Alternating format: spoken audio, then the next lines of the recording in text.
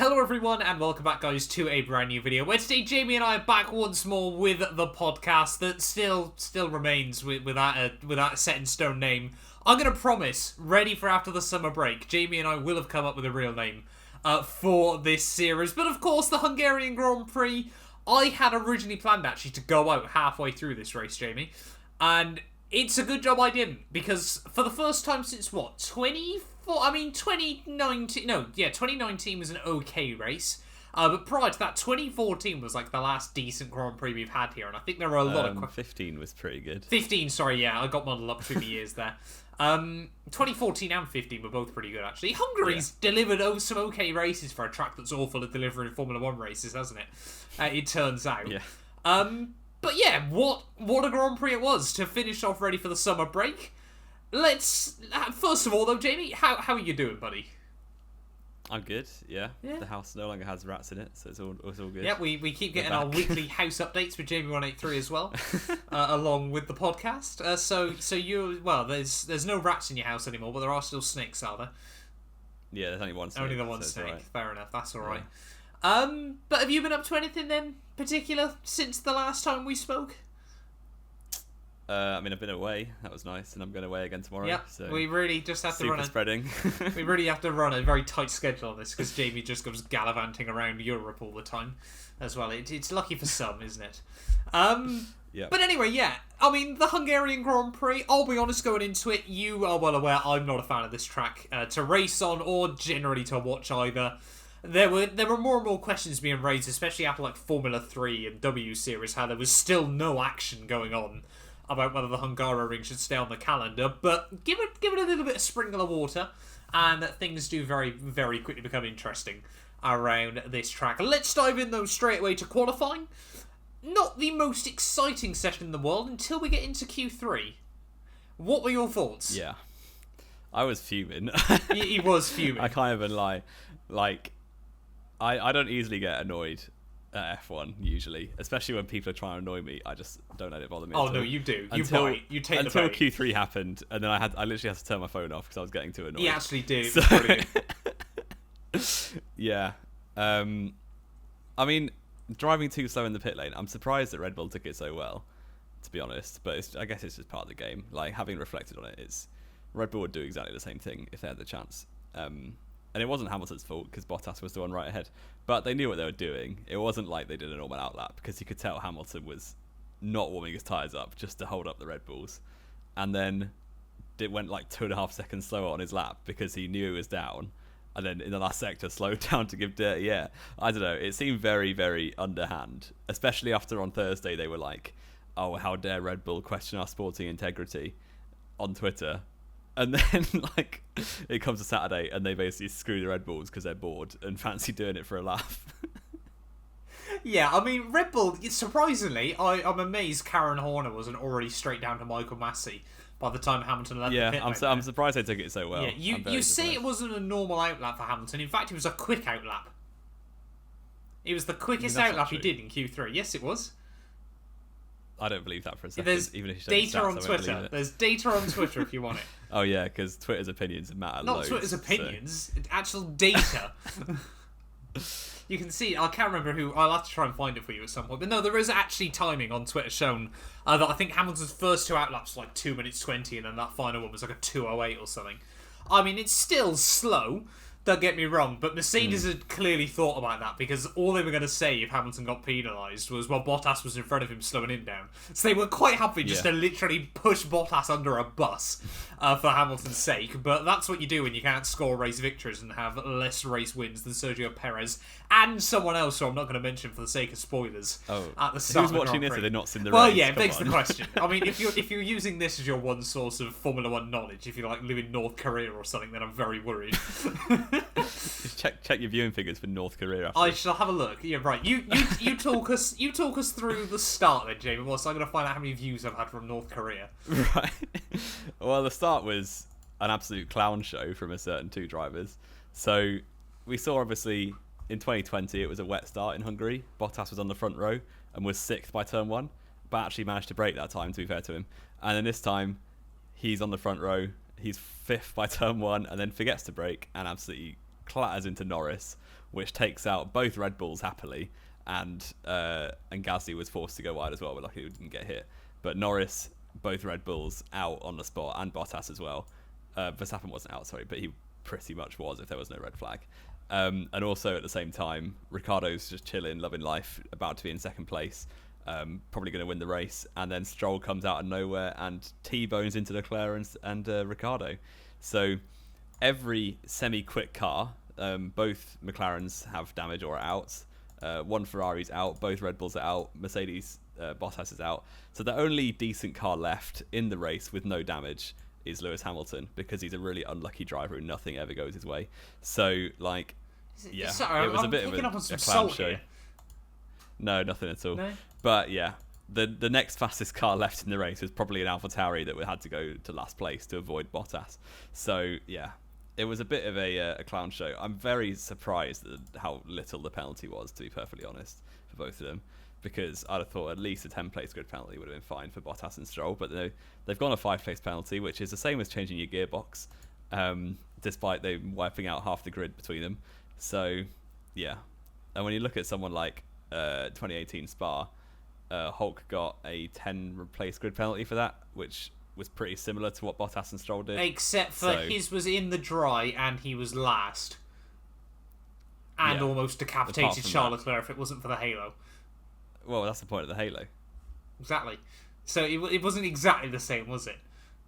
No, but I think a 10-place penalty would have been fair. I think. Yeah, I said in our chat, didn't I? I said I'll be honest, I thought Bottas was going to get a 10-place penalty. That was going to be my prediction. I think the reason it ended up being a 5 was the fact it was wet, to be honest. If he'd done that in the dry, I don't think they would have given him any sympathy. But we've seen, like, for example, Ricciardo back at Baku 2018, when Lando cut in front of him, obviously, down towards turn 1, which, don't get me wrong, he's completely within his right to do so. You do lose downforce. All the downforce goes instantly. That is still the driver behind's problem. Oh, yeah. So Bottas should have been on the brakes properly. then. Right then and there. Or at least lifted off at the very least. But he just didn't. For whatever reason. So obviously that caused a red flag. Well, a safety car at first and then a red flag by the end of lap 1. The order, I think, was Hamilton leading with Ocon and Vettel in second and third, with Latifi up in 6th at that point. So yeah, anyone who qualified badly just got luck on their side, and apart from Hamilton, who qualified well and got luck on his side anyway. And Giovinazzi. Well, Giovinazzi got out of the way. He pit for dries at the end of the formation lap. Exactly. When it was still far too wet. And yeah, he was completely out of the way. But he was still last. So even Gasly, who massively went wide, and Verstappen, who was driving back with half a car, was still ahead of Giovinazzi by the end of lap 1. Yeah, it was certainly interesting, wasn't it?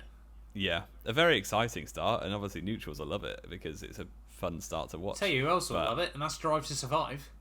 Netflix must be loving this year so far, aren't they? Yeah, there's so much to dramatise. So yeah, I'll be amazed if Bottas is in that seat next year, especially when Russell's done very well this weekend, which we'll come on to. But yeah, then the red flag came out, gave Red Bull the chance to slightly fix Verstappen's car, although an entire barge board was still missing. So like, the fact he was able to carry on and still drive the thing was quite impressive, to be honest. But ended up only getting 10th place, which later became 9th. So you know what, 2 points could be useful. It's better than retiring the car. So fair play to him. Yeah. So obviously we had the red flag straight away, rather unsurprisingly. Then of course we get to the race restart, and that's where this race kind of takes shape, isn't it? Really, it goes mental. So for those of you that aren't aware, on an outlap like that, you cannot speak to your team. Your team can't speak to you. You can send them a radio message, if I'm right in thinking, Jamie. You can tell them you're going to box, but they cannot respond to you or anything. I think Carlos Sainz actually got a steward's inquiry, didn't he, after the Grand Prix for the team messaging him back. I don't know what happened with that. But... So they're going round behind the safety car. You get to the final corner. Hamilton stays out. You think, okay. Ocon pits. Vettel pits. Everyone else pits behind me. You think this is either going to work out brilliantly or it's going to be a disaster. So we get the weirdest restart in F1 history. Yeah. I mean, the memes for that have already been brilliant. I got a picture of it. I'm going to try and show it on the screen. Yeah, no, if you haven't seen I've seen it. Everyone's seen it. Yeah, it was ridiculous. Just Hamilton on the grid on his own. I mean, it's going to be like, it's already probably my favourite meme for the whole season. It's got to be right up there, surely. I mean, the potential there is similar to the one of Hamilton. I think like all the memes are going to just follow the same one as Hamilton sat at that huge dinner table by himself. Yeah, like last year. It's like, there's going to be a new summer sprint Grand Prix with Hamilton and every driver better than him on the grid. Here's a picture of the grid for you. And just stuff like that. But I mean, yeah, as well, you think for content creators, the amount of clickbait you're going to be able to do with that in a few years' time, looking back at the worst Grand Prix of all time, and it won't be Indy 05 anymore, it'll just be that picture of Hamilton the worst grid ever. by himself. I can almost guarantee there's going to be a video on F1's channel this week of like top 10 weirdest grids. Oh yeah, definitely. It's going to be great. But then, of course, yeah, so Hamilton is the only man for the restart, holds the lead into turn 1, fair play to him. George Russell, potentially the cheekiest man in the world, tried to get past everyone else in the pit Yeah, he was lane. about 8th, I think, and came out the pits in 2nd. But obviously he had to get them back because he completely cheated. Although, look, I watched the highlights, Latifi did the exact same thing. Did Latifi do the same but got So away with it? Latifi went from, he was behind Tsunoda, so he was in 6th and went up to 3rd, and no one cared. But he went 6th to 4th, didn't he, technically, because George had to let him 4th, through. sorry, because Hamilton was still going. Oh, so 5th then, because George was still ahead Or maybe, of him. it was only It was only Tsunoda. Tsunoda, yeah. Yeah. He was ahead of us. Was he behind Tsunoda before He that? was behind Tsunoda, I thought Latifi was in front of him after lap 1. No, definitely not. Are you sure? Because he was Hamilton. up like 13 Yeah, I'm sure. spots, wasn't he? Yeah, he was 6th, and Tsunoda was 5th. Tsunoda was 5th, was he? It was 4th. And because there were 3 of them, weren't there? That made up 12 or 11 places each, wasn't it? Yeah. Yeah, I can't remember who was in 4th now off the top of my head. But yeah, so do we know why Latifi didn't have to let him back through then, or? I guess the FIA just didn't notice or didn't care. So, Fair enough. I mean, it's quite obvious when Russell's gained 6 places Yes, and Latifi's gained 1. Exactly. I'm guessing either Tsunoda didn't complain and that's how they got away with it, or not. I'm not too sure. But yeah, I'm still trying to have a look. I'm unfortunate to announce I don't think I've ever had a single view from North Korea. There's a video flying to North Korea to give myself a view. Exactly. We'll be on that. That's going to be worth it, isn't it? 20,000 subscriber special, I reckon. But yeah, I've been doing that behind the scenes quickly. But of course, yeah. So Hamilton then we see Russell have to let everyone back through. I thought that was a mechanical failure at the time. There was almost a TV remote through the TV, even I should say. But obviously, it was just that he had to let everyone back through. Which means once Hamilton's pit and comes back out in last, rather annoyingly, the race starts to take shape from there, doesn't it? Yeah. So Ocon and Vettel are leading the top 2. And then Latifi's in 3rd. And everyone else is behind him. And Ocon and Vettel are going about 2.5 seconds faster a lap. Until it leveled out about 20 seconds, roughly. In not that long. Maybe like 15. It was about 20 seconds. So they basically won the race. If you haven't seen the race, Vettel and Ocon came 1-2 in the other order that I just said. That doesn't make things difficult at all. But yeah, their pace actually wasn't very good for the rest of the race, but just Latifi did him a massive favour, and so did Alonso at the end, actually, but we'll get onto that as well. But yeah, that was why this race is null and void, because Latifi, all they did was drive fast and Latifi and get lucky at turn 1 to win the race, so Gasly's win is more relevant. Sometimes that's all Formula 1 is about. Just being faster than Latifi. But Gasly's win is more relevant, so we move on. I don't get how you can even, there's 25 points for both at the end of the day, mate. And what a resurgence for the French as well. Oh yeah, the no fact wins they in went, 25 20 years. 25 years, yeah, and there's suddenly 2 different drivers winning, a year. It's mad. Yeah. But yeah, so obviously we see Latifi and quite a few other cars dive into the pits lane, don't we, after that? Really, Ocon, Vettel and Sainz, was it? Stayed Alonso out a was bit on a further. one-stop as well. Alonso was on a one-stop as well, yeah. So we sort of had that 4 at the front. Meanwhile, obviously we've then got Verstappen and Hamilton at the rear of the field trying to carve their way through. One of them was. Well, obviously Verstappen with all his damage. Couldn't really do very much. He had an interesting battle with Schumacher. There was somehow contact, though, in that, which I was very surprised by. Well, why not? Just assert dominance on the driver who's never going to be racing you ever because he's mid. So, well, exactly. Yeah, I thought it was a good move. Obviously, he ran wide at turn 1, which meant he had to give it back, which he did, and then went running outside turn 2 anyway, because he's a really good driver. But it was on a Haas, so does it really count? Exactly. Yeah, so he was basically doing it against a GP3 car from back in the day. But yeah, so Schumacher then sort of just slips back towards the rear. Giovinazzi as well. Can we was say so he made slow. He made basically every wrong call and then spent the whole day nowhere. Like, Yeah. I people thought still when he think was he's the better one than to Raikkonen. pit at the end of lap 1, when he dived in, I thought, that's it, Latifi's going to win this. It's going to be a miracle. We then saw the carnage and think Latifi's got a golden opportunity here, and then does nothing for the rest of the You need race. Giovinazzi, not Latifi, by the way. Oh, potato. Let's be fair, they're both won't be They're with both a seat next year. unserious, so whatever. Yeah, exactly. But of course then, yeah, so we see Verstappen obviously get past Schumacher. Hamilton then gets past... Oh, Gasly and Hamilton then both get past Schumacher, don't they, as well? Yeah, Hamilton then pits and undercuts like everyone because everyone's getting held up by Latifi. Yep, I exactly. think he was so Hamilton only then comes behind out ahead of Tsunoda. Verstappen and Ricciardo, doesn't he? Yeah.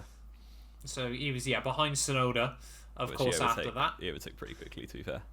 And I think we can both admit, after sort of that first, 5 laps, the rest of the Grand Prix was pretty standard Hungary, wasn't it, for the most part? Yeah. All we really saw was Hamilton moving Hamilton moving forwards after that, wasn't it? Yeah, pretty much. Because all the good cars got wiped out at turn 1, so he was the only one left. So yeah, it was a fairly dead race for the middle, 50 laps. Other than Vettel tried an undercut on Ocon, then Aston Martin gave him a slow stop by about 0.8 of a second, slower than usual. Yeah. And then he came out right behind Ocon, so if he had a quick stop, he would have took the lead. Made a mistake, didn't he? Yeah. He made a mistake at turn 1, yeah. So any chance was then gone. And then nothing really happened. I think Sainz overruling Ferrari I found quite funny. So they were pit to undercut Latifi. He was like, no, I'm not pitting because we're going to come out behind the other Williams and it'd be awful. So he just stayed out and then overcut everyone. Basically ended up in 3rd place on the hard tyres though, and Ferrari obviously don't know how to run the hard tyres. Didn't he? So He was at 4th at that point. no, he was 3rd. He was gaining. No, on he was 2 3rd, leaders, wasn't he? Yeah, sorry, he was ahead of Alonso. Yeah. Yeah, you are right. But yeah, so slowly, obviously, we've seen Hamilton then get past basically all the midfielders, with the exception of that sort of top 4. They're running on. What was it really an alternate strategy? Would you say? Yeah. So he pit early and then pit again. Lap They 48 pit late, or didn't something.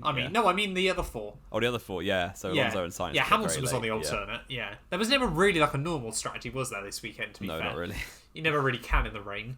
So obviously, Hamilton then dives it in lap 48, which, if I'm not mistaken, It was the same lap as 2 years ago. was the same lap as 2 years ago. Yeah, which I thought Mercedes clearly have got no other plan for this. So that's the only thing that we can do. Yeah. You pit lap 48, you win the Hungarian Grand Prix. They go hand in hand apparently, and then we start seeing the gap come down. And when we say the gap come down, we mean 3 or 4 seconds a lap to Stupidly Alonso. fast. Which was a combination. About 2.5 seconds of that was the car. A second of that was the tyres. And the other half second was just Hamilton being far better than Alonso. Right. Is that why he took 10 laps getting past and it was a car that's 5 Alonso seconds might have quicker? defended with all his worth, and I can hold my hands up and admit Alonso did quite well there. I don't say it often. I don't like saying it either. Alonso can defend. retire. Or Alonso defend, yeah. drove incredibly well. He drove so much better than Ocon that race. I can give him credit, yeah. Alonso, he deserved driver of the day, didn't he? He deserved the win more than Ocon did, for sure. He gained so much time throughout the race on him and held off Hamilton so much that he gave Ocon the win. Had Alonso been dispatched as quickly as Sainz and Tsunoda and that lot, Hamilton would have won the race, I'm certain. Yeah, no, he But would the have. battle I mean, was even at the end, incredible. he was 1 second behind Seb after 2 laps. Which And is their mad. battle was insane. I love watching the older drivers race each other because they actually have respect. So Not even that necessarily. Well, yeah, no, there was certainly racing respect between the pair of them, wasn't it, as well? But you could tell that meant, the rare occasion where we've seen Alonso battle Hamilton, he just puts everything at it, doesn't he? Literally Because they're everything. not friends. There's no they, way they just he'd let aren't. him through. No, exactly. Alonso will do everything within his power to try and defend from him. Yeah. And We saw it back you in his watch, McLaren days, didn't we? in Austria when everyone was getting penalties for fun. That was just drivers running each other off the road. And obviously I like Norris, Yeah. he's a good driver, but Yeah. these upcoming drivers, they don't really know how to race each other properly. So they just think, I'm ahead, I'm going to run you off the track. I don't even think it's not racing each other properly. It's just because there's still this inconsistency with the... And I guess that... We discussed this before the podcast, didn't we? about how much harsher penalties were back in like the late noughties, early 2010s. Because they gave a drive-through as a minimum for anything. Pretty much, yeah. It really did sort of teach those drivers that you have to give other cars room. Yeah. And that's helped by the fact, obviously, that they were used to smaller cars as well. You know, there was less of an excuse to barge someone off the road. But penalties have been more inconsistent in recent years. Yeah, I think definitely. we can both admit that. There is still some issues here and there. And I guess as well, I'm going to go out and say some of it comes from the early Verstappen years of these guys probably. watching him when they were in like like Formula 2 and GP2. The stewards were so leaning on him until like Verstappen got away with everything, pretty much. Because if they did anything, the Dutch fans End would of come with them off. 2016? Yeah, they started End of 2018? Nah, they started penalising the moves at the end of 2016, so he stopped doing late braking zone changes of direction and stuff. They've still let a lot slide up until more recently. But yeah, so I think unfortunately the FIA have kind of like put themselves in a difficult corner now. There's now like a generation of drivers who just barge each other off the track when they're ahead. Yeah, and it Whereas does make you people like worry Alonso there's going and to be Raikkonen and a Hamilton, massive crash. Well, I suppose Hamilton caused a massive crash in Cops by doing the same thing. So Not really the same thing, was it? You didn't barge him off the road. He just kept the nose at the inside. Like the likes of Raikkonen and Alonso definitely just actually leave each other space. And like people say they're pushovers when drivers get past them, but it's just because they're actually leaving room for other cars, which is how you meant to race. So, it's difficult because on the one hand, like it's always this stuff as well, isn't it? When people go, you want to see great hard racing all the time. You know, like great hard racing is how cars get written off, and these older guys are aware of the budget cap. They've been around Formula One long enough to know how this sort of thing works. In terms of you get the car home, like anything can happen. Like we see that obviously Alonso and Raikkonen, they never really give up. Raikkonen likes to crash into people down straights when he feels like it. But apart from that, but like the likes of Hamilton, Alonso, Kimi are like the three that don't give up ever. Yeah, apart from retire the car in Germany 2019, but you don't talk about that one, do you? But he didn't give up. He got a point. Well, he was told not to give up. He wanted to, exactly. But he didn't give up. He could have then just milled around behind the Williams, couldn't he? Yeah. But he didn't. Actually, no, did he finish? He finished 9th, yeah. Well, he finished 11th, but then 2 got disqualified. The Alfa Romeos got penalised, didn't they? And that was a strange Kubica race. got a point. Big up Robert Kubica, eh? So, obviously, like we said, we saw Hamilton and Alonso have that iconic battle later on. I think that'll probably go down as like one of the battles of the year. That might be one that, I mean, in 10, 15 years, Hamilton and Alonso will look back on and maybe make some jokes about, potentially. We'll wait and see. Hamilton will be too busy selling jeans with... himself. I don't know. Oh. Jeans with himself. I was about selling himself. He's definitely going to modelling and clothing or whatever else, you know. Oh, he's going to have such an empire and he's done with Formula 1. It's going to be mad.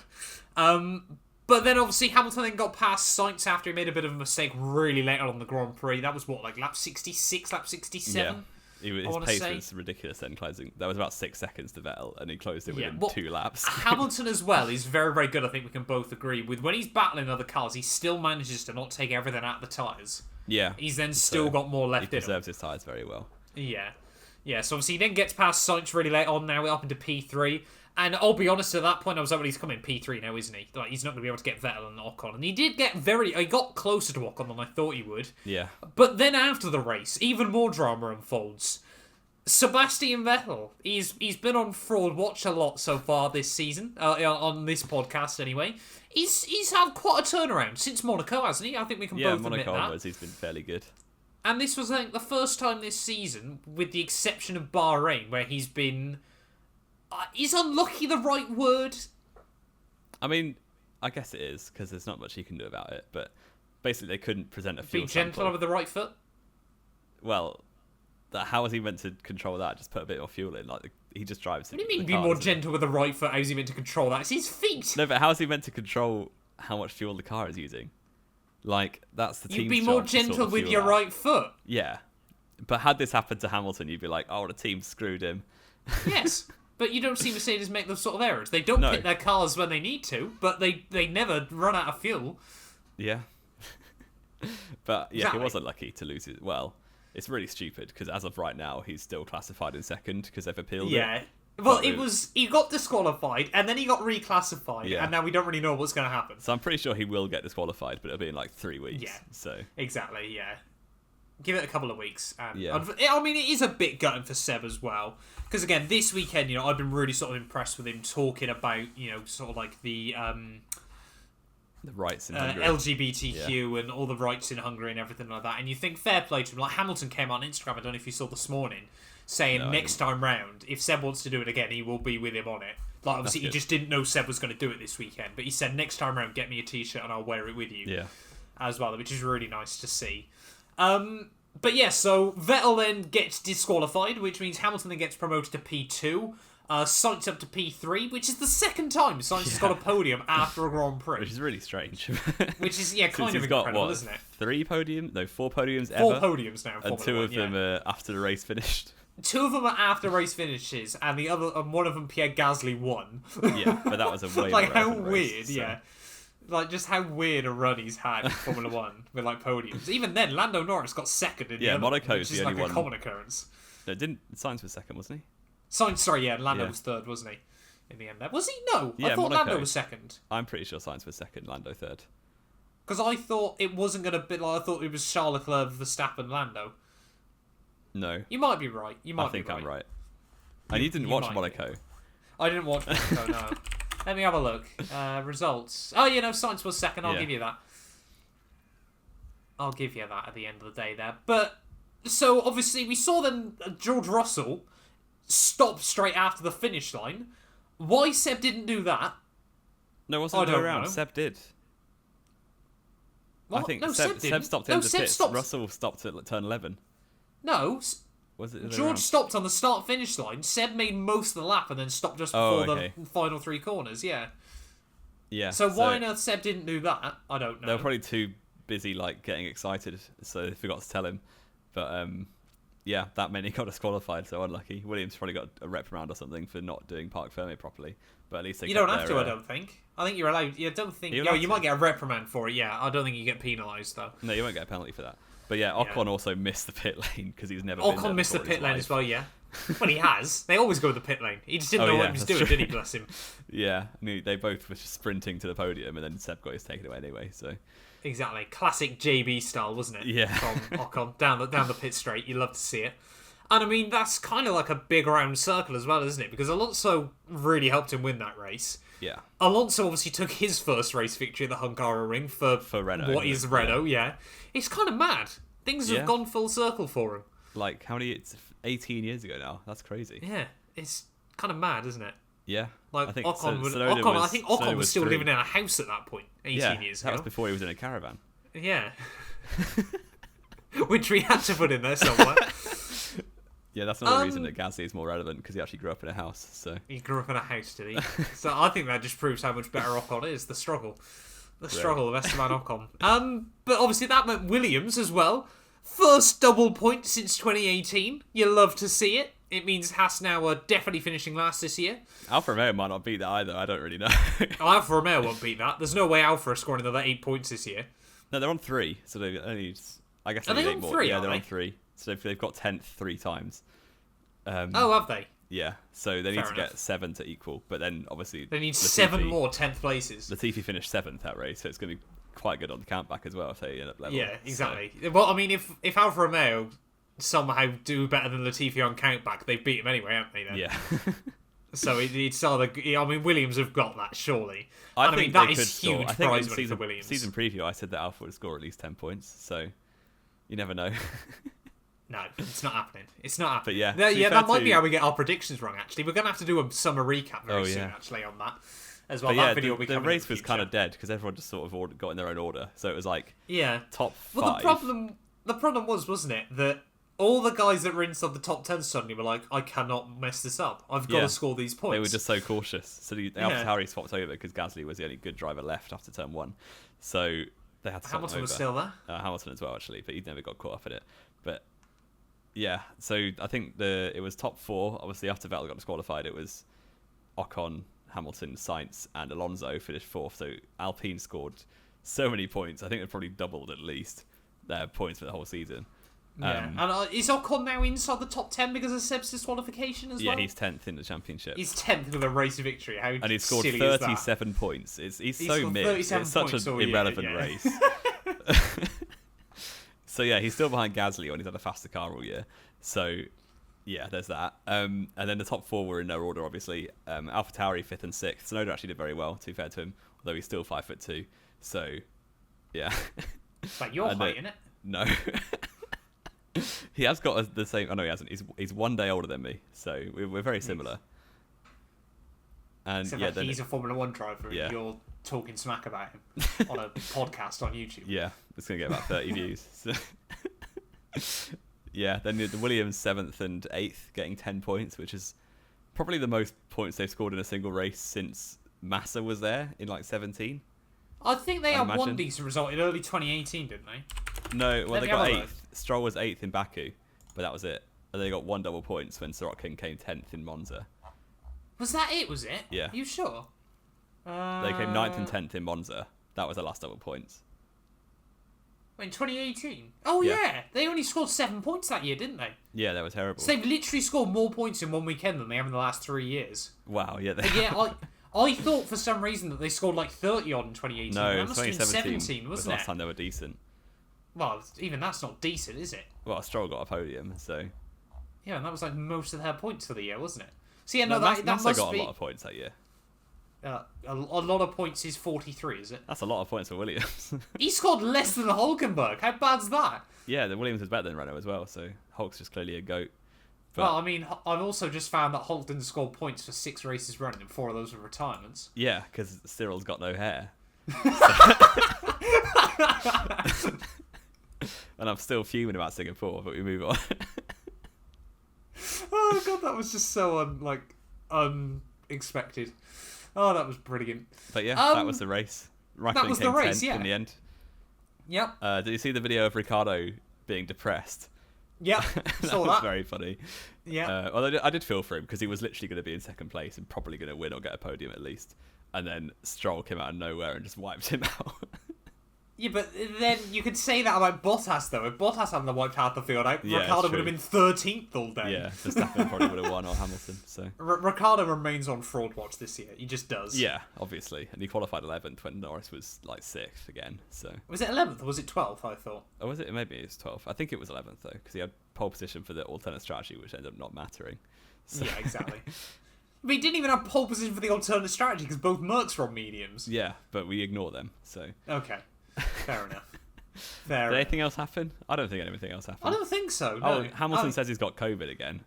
Well, no, he doesn't say he's got COVID. He thinks he might have long COVID. Because Yeah, I he's was just about to say finding that was excuses. shameful from Alpine that they celebrate that race victory whilst Hamilton has to go for a medical checkup. He could have been dead for all we know. That's so funny. No, I think Hamilton just had a bad race and probably inhaled a lot more exhaust fumes than usual, so he's feeling. Well, exactly, crazy. yeah. I mean, to be fair, you're like, I don't get how he can really get stick for that. Like, you could tell, like, if you watch the podium, like, he clearly was not feeling he was clearly well. not well. Yeah, like, what? How on earth people go, oh, it's just, like, ridiculous, He's isn't him it? milking Like, it to get attention on himself. He's like, mate, he's clearly not in a great place right now. But yeah, Red Bull actually haven't cried too badly. Because, no, was pleasantly surprising. Yeah, I mean, Bottas is a fraud, so he'll be gone next season for sure. Surely he's going to be gone now. And it's summer break, yeah. so summer break, yeah, can't believe it. So like we said, obviously Jamie's going to be away next week, so we probably won't be able to get a podcast out. Or if we do, we've got a few plans. We've got like a list of videos that we want to do as well, like on the side of like the main podcast as well. Second half of the year though is going to be intense. Yeah, we've got 13 Grand Prix. No, we've got 13. Is it 13? Wow. Oh no, Australia's been scrapped, hasn't it? But it's going to be replaced. Brazil won't happen either. So. Brazil won't happen, but that'll get replaced as well, isn't it? I mean, we're going to go to Mugello at some point, aren't we? Probably. Let's be fair. It's just going to happen. Let's have a look. So we got Belgium. Then we've got, I think we've got triple header, don't we? Yeah, we have Belgium, Zandvoort, triple Italy, isn't it?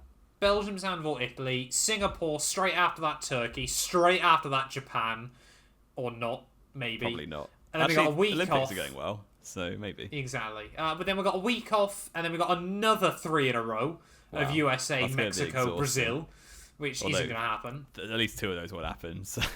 Well, apparently, there's rumours now, isn't there, that there's going to be a Texas Grand Prix as well as a US Grand Prix. Where are they finding a racetrack in Texas? What? Oh, you mean 2 in a row, like the same track? Yeah. Are I you was gonna high? say, I was like, where are they finding another racetrack from? I forgot that. I mean, you got Texas Motor Speedway. That's got a road course. It's shit, but it's got a road course.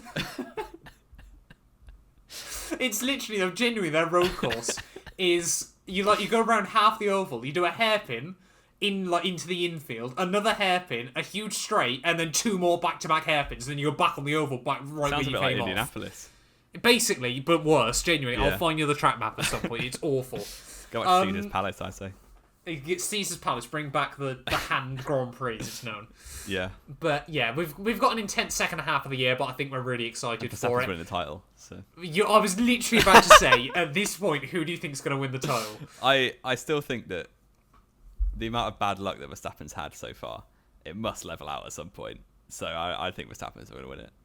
What have you seen? I'm going to say, right, first of all, to answer that question, I'm going to say Hamilton for world title. I've got to, I'm afraid. Yeah. Have you seen, though, apparently, Red Bull have not factored in any budget this year for car repairs? You get money for car repairs. No, it's part of the budget cap still. Yeah, but you get given 250k extra, but obviously costing about half of 3 million to replace the exactly. Silverstone. Yeah. So. Like, how have they not thought that was going to happen with Verstappen in your car? By the end of the year, probably. Yeah, definitely. I mean, you say Verstappen in the car. How many crashes has he caused himself this year? Baku should have been gentler on those tyres, bad boy. So it's just other people causing the damage, which is really unfair. But you should expect that in Formula 1. Yeah, obviously no one they should goes through a whole legislate for year it. without someone else doing something stupid. I mean, has Hamilton been taken out yet? Yeah. Silverstone. Shut up. Turned in, mate. I mean, Imola drove himself into a wall. That cost him a front wing. Verstappen also rammed him off the road at the start. Did he? Yeah. But, I mean, we're excited. We should end this, definitely, yeah. There's a lot going on the second half of the year, but I think we're both really, really excited to continue on with it. Belgium next. Absolutely love it there. I was gutted. I was meant to be at Belgium this weekend. I wouldn't have actually been able to watch the Grand Prix had COVID not been a thing. Didn't it get cancelled? cancelled? What? The Spa 24. No, it was still going. There just were basically no fans there. It got cancelled last year. Oh, right. But obviously we couldn't go because of COVID and we were on Belgium's red list. Yeah. Yay. But hopefully next year. But thank you all so much for watching nonetheless. Let us know who you think is going to win the world title down below. Comment Lewis Hamilton or Max Verstappen. Give us a name for the podcast as well. Like we said, ready for Belgium. We will have a name for this series. That is a promise from Jamie and I that we will forget until 2 minutes before we start recording, and then we'll mess it up. Exactly. But yeah, we'll be back very, very soon. Anything else to add, Jamie? Not really. Enjoy your summer. No. Yeah, enjoy your summer break, everyone. I don't know why we're saying that. Everyone's been on their summer break or is working like a real person. But yeah, we'll be back very, very soon.